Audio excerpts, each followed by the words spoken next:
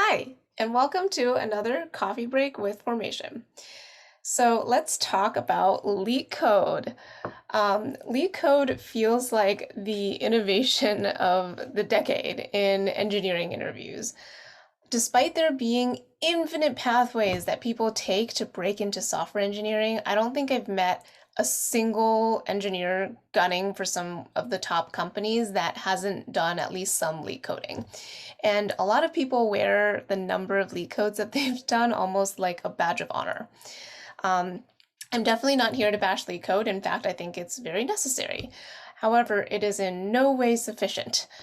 If interviews were just about the correctness of your code, then trust me, engineers would have fully automated this process by now. And online assessments today are somewhat doing that job of the automation. So if we have those, then why are we still doing these super expensive, time-consuming in-person interviews? It's because when doing an interview in person, it's about observing your problem-solving mindset and your collaboration abilities. You can't just solve things silently in your head. You have to be able to explain your approach clearly and concisely to team members. And this is one of the most overlooked skills of the silent leak coders. So today, my tip of the day is when doing leak code, explain your approach out loud and record yourself. Play it back to yourself. Try waiting a few weeks after you've recorded um, something to listen to it again and see if your explanation still makes sense to you. And then iterate.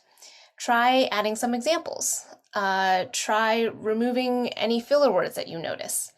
And here's another common problem is sometimes people go too detailed and too into their weeds of the explanation. Any good solution or any solution to even the most complex problems can frequently be explained in just a couple of sentences. So see if you can cut down the amount of words you have to use to explain your approach. And as with everything, practice makes perfect. I know so many people who have done hundreds of leak codes and they still cannot pass an algorithms interview. Being able to explain your approach is just one of the many skills that you do not gain by silently leak coding. And that's it for today. I'll see you at the next coffee break with Formation.